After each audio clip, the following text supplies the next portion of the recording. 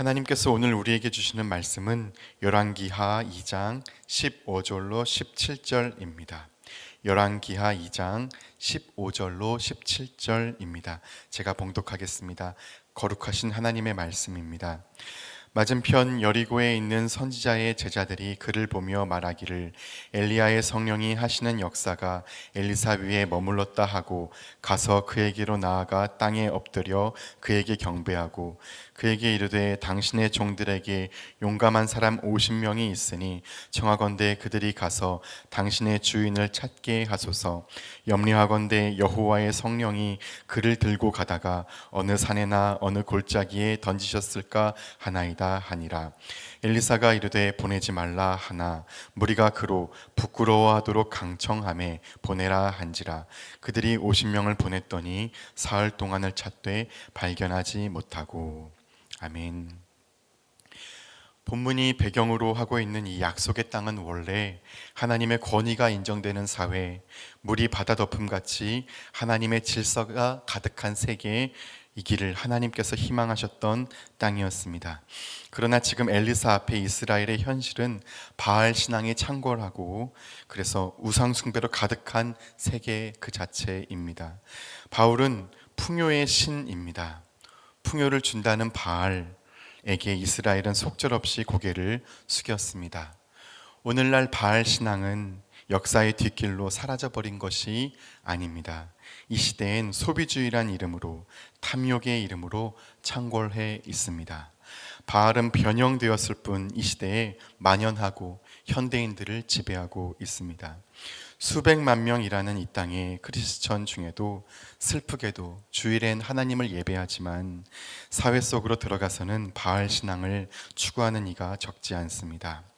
풍요의 신이 지배하는 사회에서는 평화, 긍휼, 내 몸처럼 너를 사랑함, 이런 하나님 말씀이 실현될 수가 없습니다. 우리 사회가 꼭 그렇습니다. 그런 바알의 세계에 맞서고자 엘리사는 하나님의 영을 갑절이나 구하여 얻고서 하나님 말씀으로 나아가고 있는 것입니다. 그런데 엘리사 공동체, 제자 공동체 내부에는 문제가 있었습니다. 본문입니다.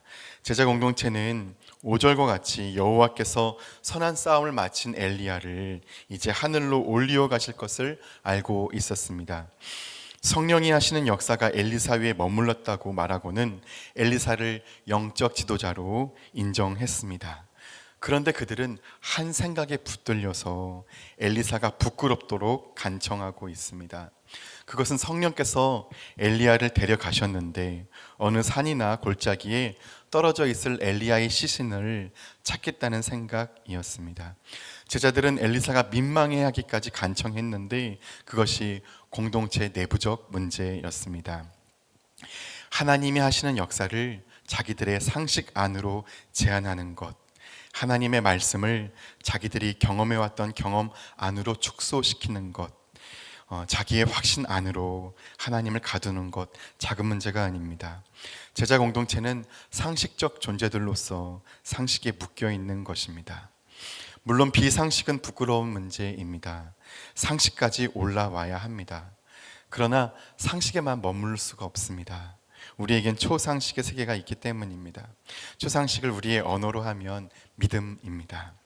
상식이면 십자가를 질 수 있겠습니까?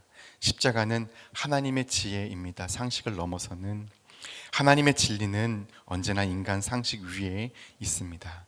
외부적 문제는 서두에 언급했듯이 하나님을 배척하는 시대의 정신입니다. 엘리사가 베델에 갔는데 작은 아이들 42명 이상의 규모가 집단적으로 나와서 하나님의 대언자를 조롱하고 배척했습니다. 원문으로 보면 그 아이들은 청년을 가리킵니다. 조롱은 사람이 다른 사람에게 할 수 있는 가장 파괴적인 행위 중 하나입니다. 누군가를 무시하거나 조롱할 때 우린 하나님의 형상이며 자녀인 그를 조롱함으로써 존재의 아버지이신 하나님을 조롱하게 됩니다. 대머리여 올라가라, 대머리여 올라가라. 여기 올라가란 단어는, 이 동사는 하나님께서 엘리야를 하늘로 올리우실 때 쓰인 단어입니다. 베델의 이 청년들은 하나님께서 엘리야를 올리우신 그 역사와 엘리사의 외모를 엮어서 조롱하고 있는 것입니다. 이는 하나님을 배척하는 일입니다. 하나님을 대신하는 자를 이렇게 멸시하는 것은 그를 보내신 자를 모욕하는 일이 아닐 수가 없습니다. 여로보암 시대로부터 이스라엘의 베델은 우상 숭배에 깊이 빠졌고 아합과 이세벨의 바알 신앙 국교화, 바알 신앙 광화를 거치면서 우상으로 점철된 세계가 되어 버렸습니다. 그런 시대의 다음 세대들이 괴물로 변해 있는 것입니다. 다음 세대의 언어에서는 그 어른 세대의 내면 세계가 드러나는 법입니다. 그 청년들 중 42명이 하나님의 심판을 받습니다. 곰이 숲에서 나와서 그들을 찢습니다. 그 청년들의 생사 여부는 알 수 없지만 곰이 찢었다는 것만은 우리가 알 수 있습니다. 하나님의 심판입니다. 하나님께서 심판하심으로써 하나님은 멸시받을 존재가 아니라 두려워해야 할 존재임을 알게 하신 것입니다. 나를 존중하는 자를 내가 존중하고 나를 멸시하는 자를 내가 경멸하리라. 우린 이 말씀을 기억해야 할 것입니다. 그러나 이스라엘은 안타깝게도 우상 숭배를 고집하며 하나님 말씀을 배척했습니다. 인간이 자기 욕망을 고집하는 것, 우상 숭배입니다. 탐욕은 우상 숭배니라 말씀하셨습니다. 인간의 모든 우상 숭배, 모든 유혹, 모든 죄는 이 한 문장으로 소급됩니다. 뱀이 인간에게 유혹했던 그 말입니다. 너가 하나님처럼 되리라. 너가 세계의 중심이다. 너가 하나님처럼 중심이 되어 살아라. 너가 주권자다. 그 뱀의 유혹을 이스라엘은 끝까지 붙들므로써 하나님을 배척하는 것입니다. 오늘 한국교회는 10계명 중에 첫 계명, 나 외에 다른 신을 내게 두지 말지니라, 이 말씀을 지키고 있습니다. 이 말씀을 문자 그대로 지켜서 오늘 한국교회가 이 지경이 되었습니다. 나 외에 다른 신을 두지 않습니다. 나 외에는 다른 신이 없습니다. 자기 외에 신이 없습니다. 자기만이 중심이고 자기만이 최우선입니다. 자기를 사랑해서 타자를 사랑할 수 없고 자기를 위하기 때문에 하나님을, 타자를 위해 자기를 버릴 수가, 내놓을 수가 없습니다. 이 자기라는 우상이 모든 죄, 모든 우상 숭배의 원초적 배아이고 뿌리입니다. 자기 욕망을 투영함으로써 바알도 있고 맘몬도 있는 것입니다. 다 자기를 위해서 있습니다. 자기가 하나님의 자리에 있는 것, 자기가 생의 중심인 것, 그것이 원초적 죄입니다. 예수께서는 누구든지 당신을 따르고자 한다면 날마다 그런 자기를 부정하고 날마다 자기 십자가를 지고 따르라 말씀하셨습니다. 십자가는 그것을 지는 자를 반드시 죽입니다. 자기 죽음으로 나는 날마다 죽노라 하면서 따르라는 말씀입니다. 안타깝게도 이스라엘은 역사 속의 대언자들을 계속 배척합니다. 그래서 하나님께서 곰 2마리를 보내십니다. 훗날 아수르, 바벨론이라는 두 곰이 나와서 하나님의 백성들을 찢을 것입니다. 사랑의 하나님이시지만 공의로우신 하나님의 심판이라는 것이 있습니다. 창조자여 심판자이신 하나님께 우리는 권위를 두어야 마땅합니다. 선지자 공동체는 인간 상식과 인간의 지혜, 경험의 권위를 두지 말았어야 했습니다. 베델 청년들도 하나님의 권위를 멸시하지 말았어야 했습니다. 본문의 열왕기하 2장에는 여리고 사람들이 나오는데 그들은 하나님의 권위 앞에 납작 엎드립니다.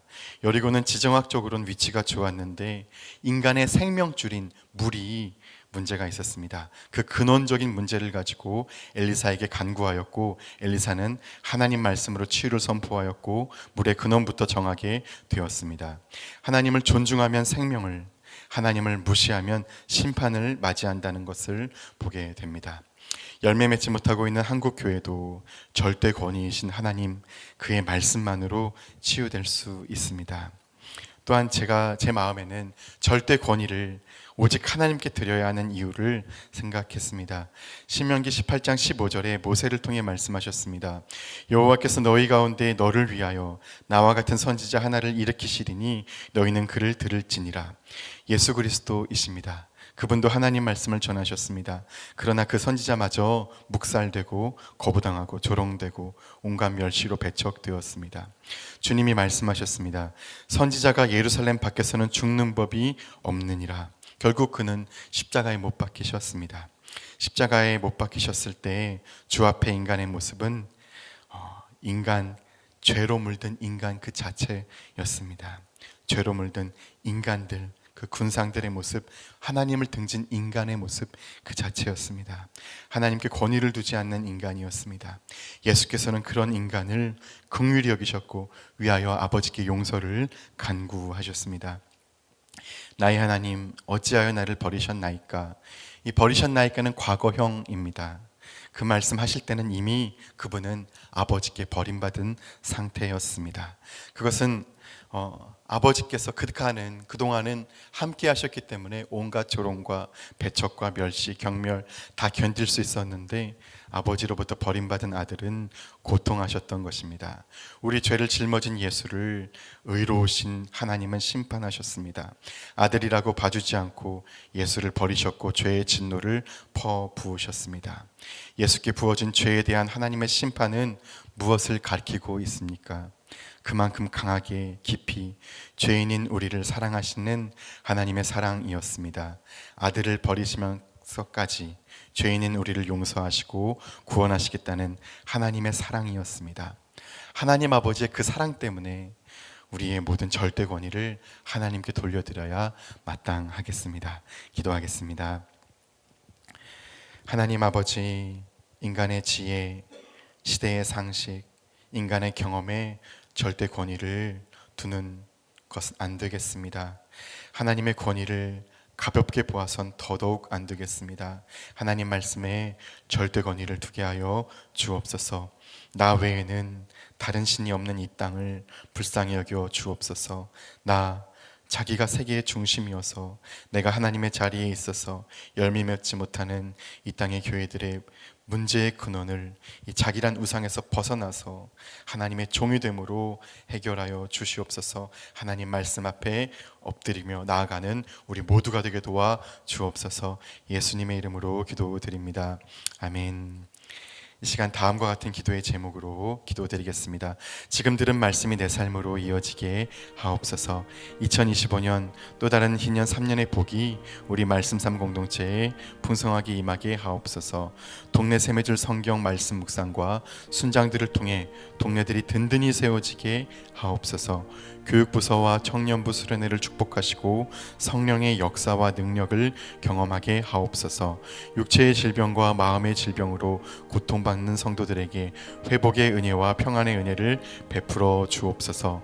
내란 사태 이후의 모든 과정을 하나님께서 섭리하셔서 전화위복이 되게 하시고 가장 선한 길로 나라를 이끌어 주소서. 세계 곳곳에서 일어나고 있는 환경과 재해, 기후위기를 막아주시고 전쟁이 종식되는 2025년이 되게 하옵소서.